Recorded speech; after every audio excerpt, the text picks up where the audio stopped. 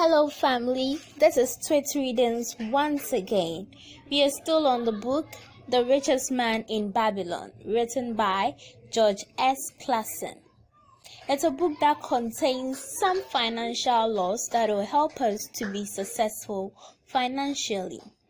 We've read the first portion, which is a historical sketch of Babylon. It tells us that Babylon had less natural resources. They had only 2 natural resources, and they were able to develop the 2 natural resources for them to be a successful city in their era.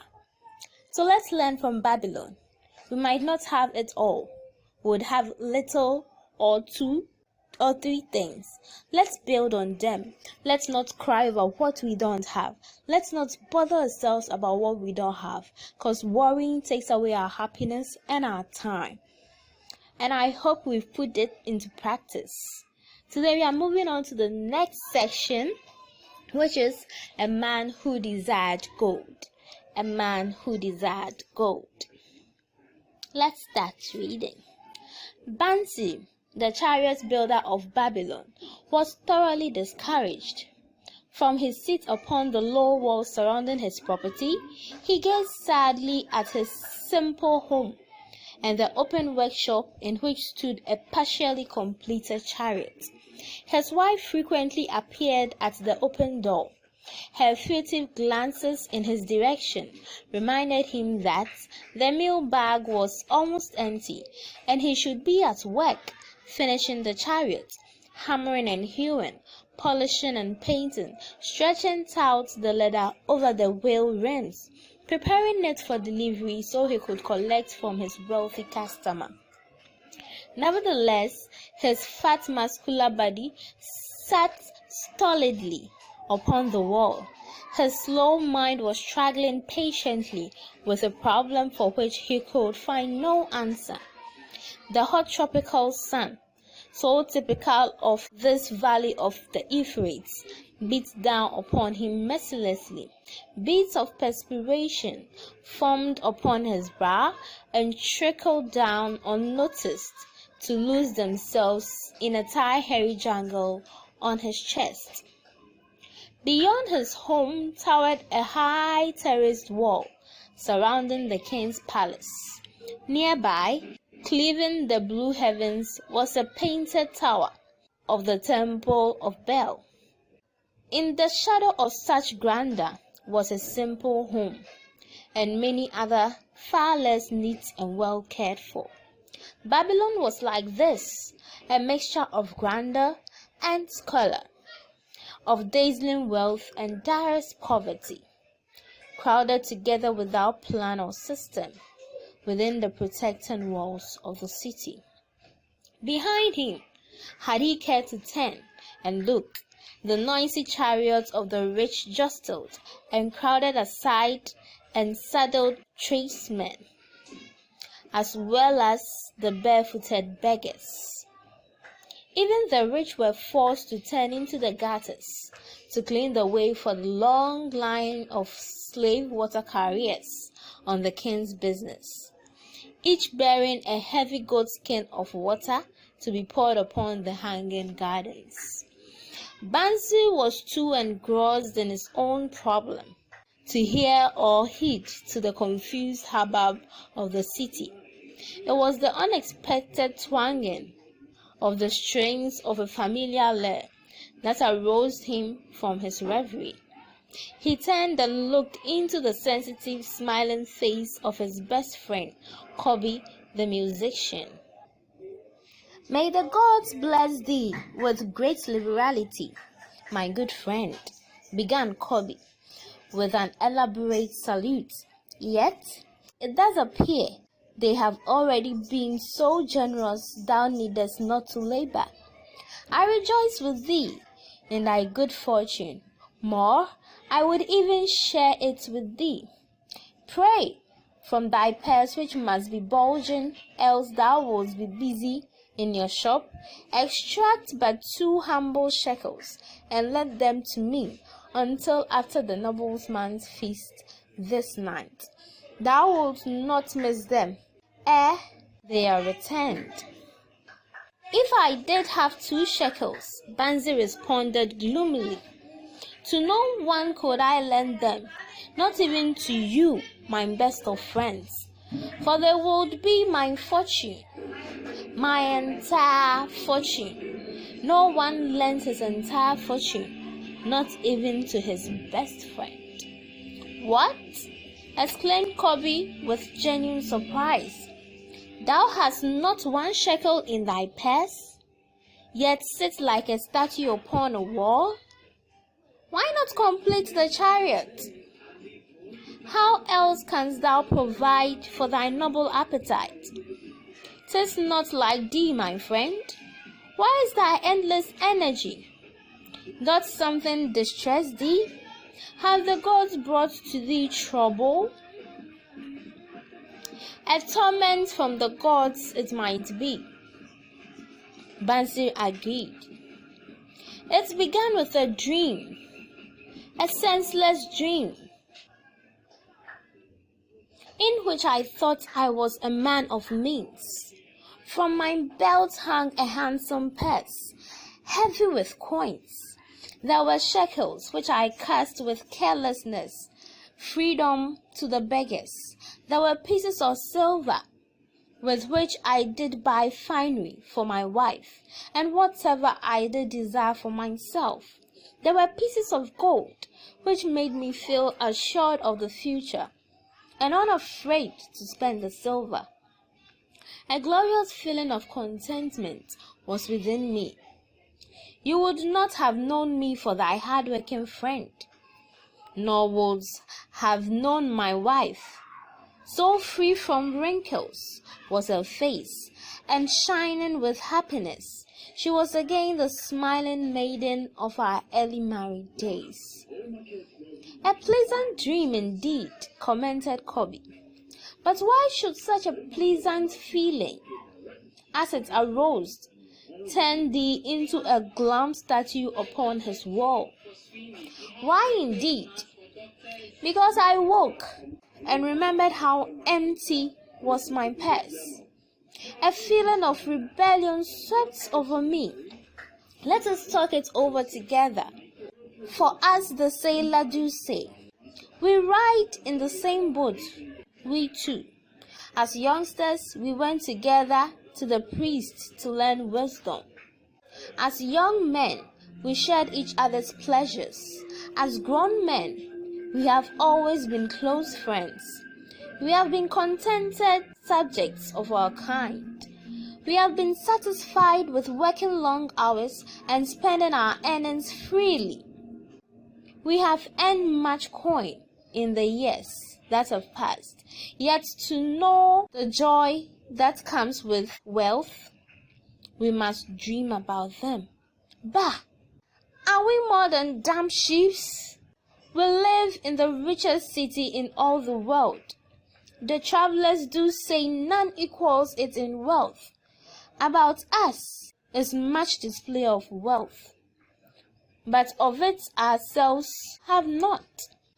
After half a lifetime of hard work, thou, my best of friends, hast an empty purse, and sayest to me, may I borrow such a trifle of 2 shekels until after the nobleman's feast this night?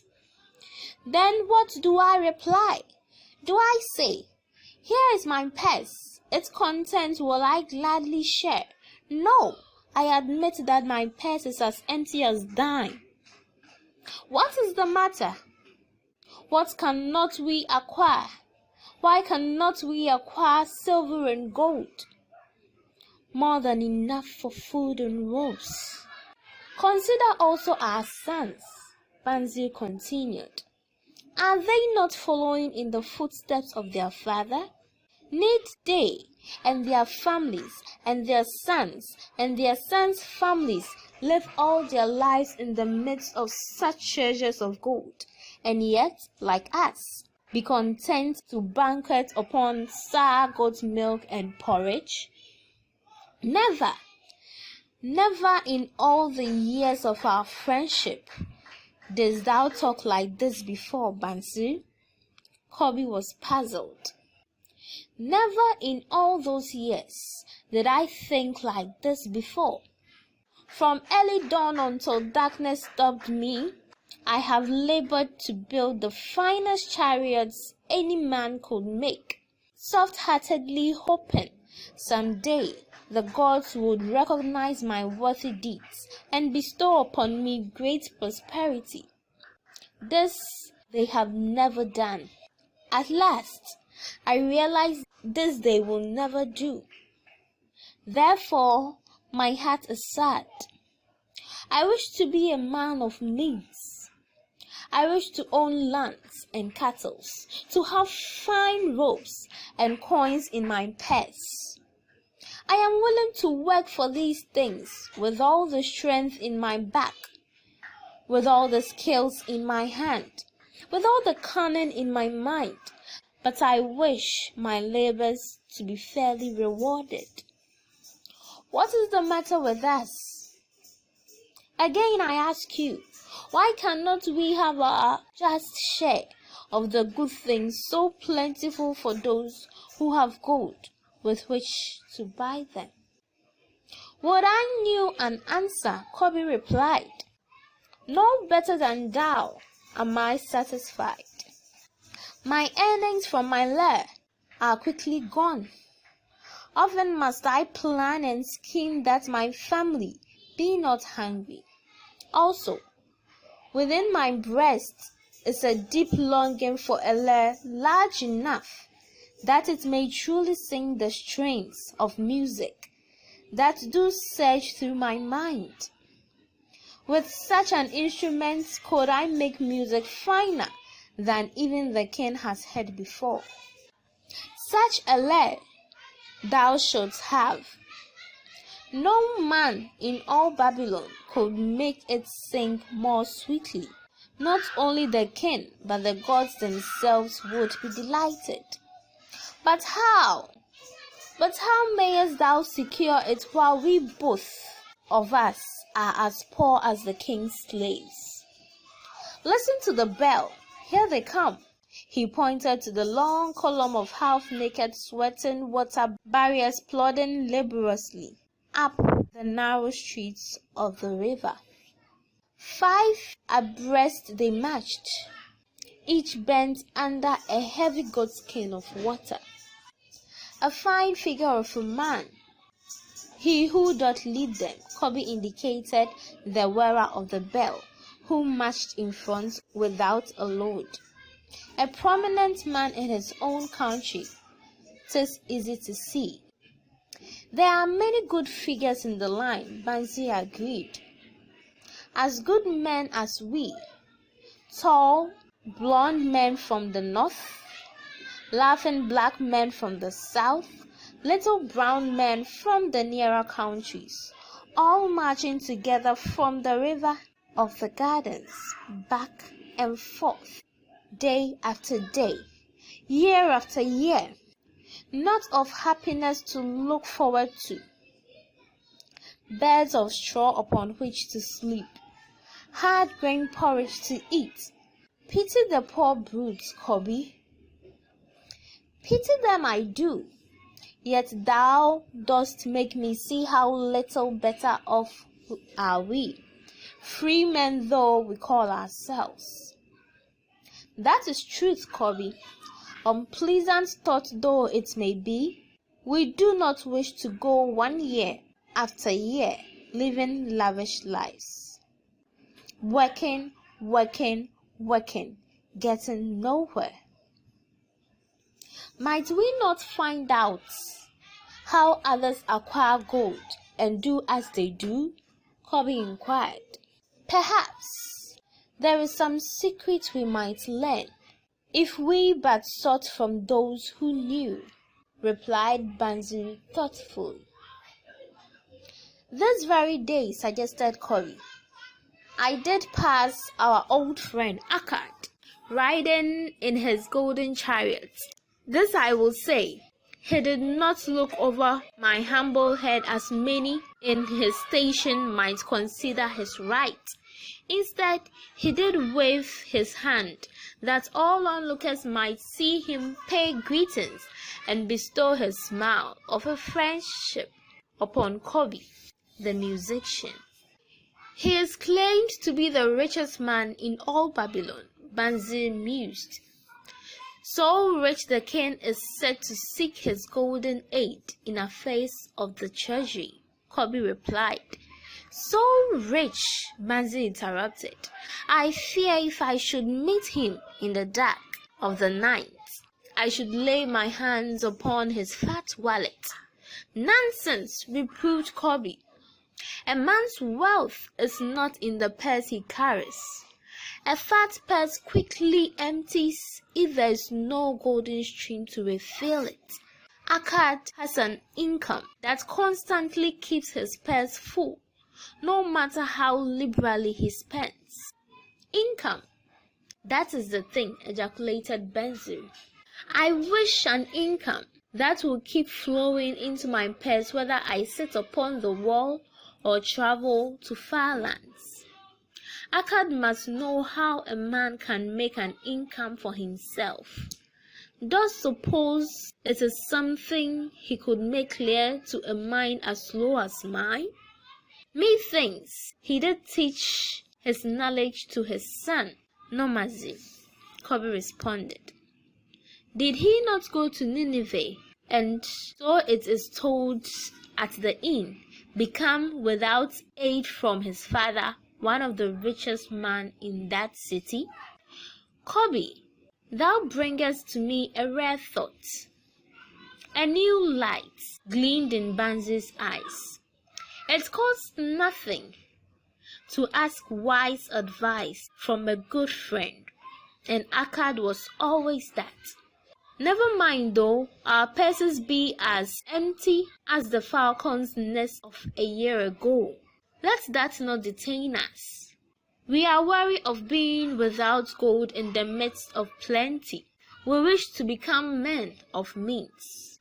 Come, let us go to Akkad and ask how we also may acquire incomes for ourselves. Thou speakest with true inspiration, Banzi. Thou bringest my mind a new understanding. Thou makest me to realize the reason why we have never found any measure of wealth. We never sought it. Thou hast labored patiently to build the staunchest chariots in Babylon. To that purpose was devoted your best endeavors. Therefore, at it thou didst succeed. I strove to become a skillful lyre player, and at it I did succeed. In those things towards which we exerted our best endeavors, we succeeded. The gods were content to let us continue thus. Now, at last, we see a light, bright like that from the rising sun. It biddeth us to learn more, that we might prosper more. With a new understanding, we shall find honorable ways to accomplish our desires.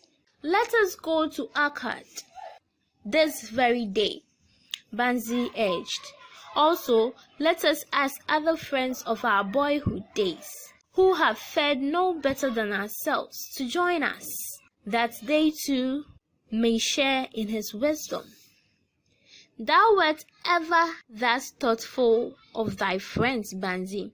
Therefore hast thou many friends. It shall be as thou sayest. We go this day and take them with us. We've come to the end of the second section of the book, The Richest Man in Babylon. And as we see, it's talking about two friends who have worked all their lives, but yet it is hand to mouth. They don't have nothing to take home. They don't have wealth. They don't have an income. They don't have a cash flow. All they get from their work, they eat. They don't have fine robes. They cannot take care properly of their families. So they think about it. Where have we gone wrong? We have worked all our lives. We've worked in a particular company. We've worked for people all our lives. but I don't have anything in my account. I don't have any property I can show for. I don't have enough money to be able to use to my satisfaction. Lord, where have we gone wrong? You know the problem? We work each and every day waiting on God to give us the success and wealth we've been looking for. Yes, God helps us in that, but it is left to us to take a decision. It is left to us to take action. There are people we began with who are more successful than us. Asking them for help doesn't mean you are weak. Asking them how they made it doesn't mean you are a failure. No, it shows how humble you are. It shows how eager you are to be wealthy. It shows how committed you are to your future. So this section just tells us that, yes, we do work each and every day, but we need other ideas. We need other skills for us to be wealthy. We don't work to spend. We work to be wealthy. So if there's anybody who is better than us financially, let us not feel belittled. No, let us not feel like failures when we go to ask for help. Because it is whenever you are ready to learn that you succeed in what you do. Let us be always ready to learn, put our egos aside, and ask for help. Thank you so much for listening to the end of this section. We are going to be doing the third section, which is the richest man in Babylon, on the next recording. So I hope you'll put this into practice. Ask for help from those who have succeeded, and then we are also going to succeed. Follow us on Twitter, Facebook, and then Instagram, and also on YouTube. Twitreadings just for you.